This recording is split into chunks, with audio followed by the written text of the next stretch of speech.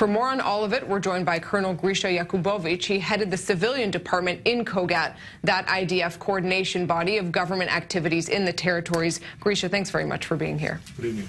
So much of what we saw there, those products that they found listed, some of them ordered from AliExpress, fall into the category of so-called dual use, meaning they could be used for standard civilian needs like steel or concrete or otherwise. How do you navigate that line? First of all, we have to understand that the policy that Israel is implementing towards the Gaza Strip is a policy that allows things to be entered to Gaza. So actually, everything is allowed to be entered to Gaza except dual-use materials. But there is also a way to allow dual-use materials to enter to Gaza under this mechanism of inspection, like cement, like building materials, like iron, to reconstruct Gaza.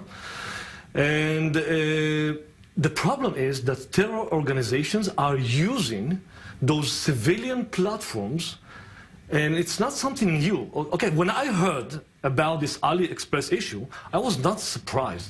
This is not something that we haven't seen in the past. Is the use of retailers like AliExpress, a big name online retailer, something that is likely harder to track, something that has been on the radar for a while, or is this a new method?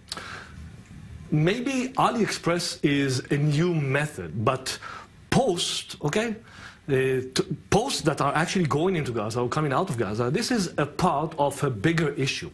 Now, let's talk about the UPU. The UPU is the union that deals with posts, with things that people need to deliver. Right. So first of all, if you look at the situation in Gaza, the policy allows to something small from Europe to be shipped to Gaza. So the policy allows things. It's not something new that we found in those postal delivers, things that they try to smuggle. So yes, so now they are buying it through AliExpress. In the past, they used to do it from other places. They tried to smuggle fertilizers, they tried to smuggle motorbikes, they tried, just 3 weeks ago, they tried to smuggle shoes through Kerem Shalom.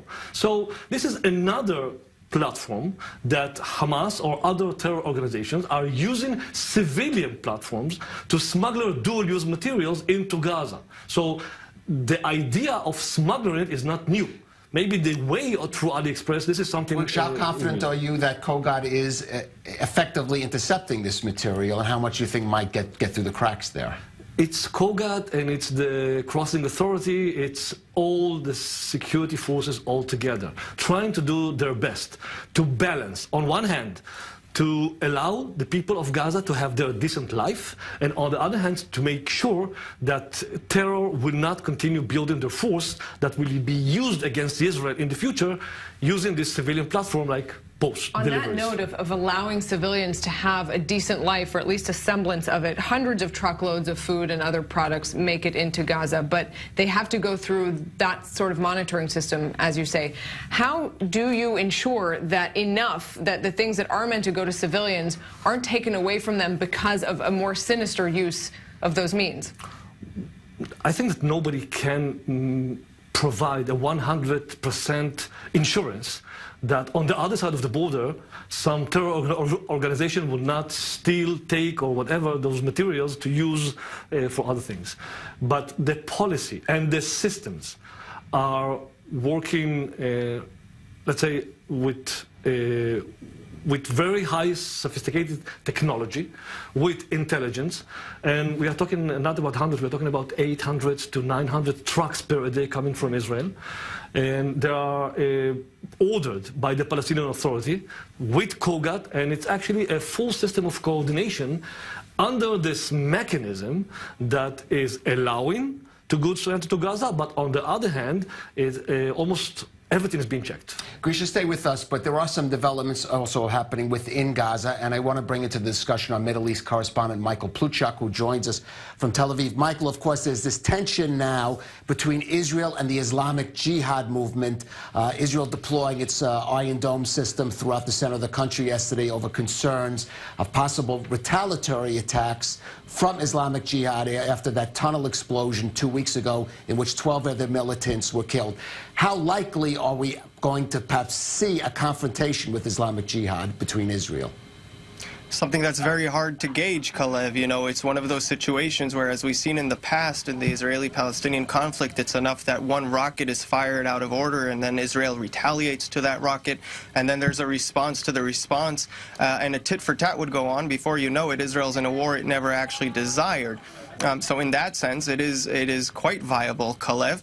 But that being said, there's also reason to think that those forces would be restrained. Let me just remind our viewers that Hamas is at the moment engaged in a reconciliation deal with its adversary, the West Bank-based Palestinian Authority, led by the Fatah party, and it has an interest in remaining in that reconciliation deal. Kalev, Hamas is politically suffocated and economically constrained as well, and in that sense, it really needs a breather, and that unity deal could potentially give it that breather.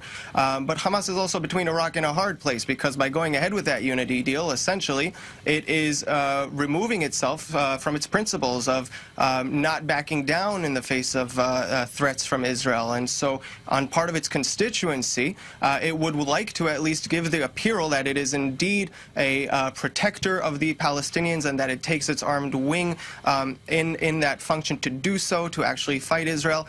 Anything that's seen as compromising or coming to terms with the Palestinian Authority and within that security coordination, which will most likely entail something of a curtail of its armed wing, that would most likely be perceived on their part as a removal from their core principles, which really puts Hamas between, like I said, a rock and a hard place, between pragmatic considerations of needing to survive the current conditions and between its appeal towards its constituency. But as we have seen in the past, Kalev and Nurit, when Hamas is opposed with that paradigm, it will most likely choose its survival over any other considerations. All right, Michael Pluchak, thanks very much for that. And Grisha, just your quick reaction, is that brewing unity deal between Hamas and the Palestinian Authority changing Israel's behavior, should it?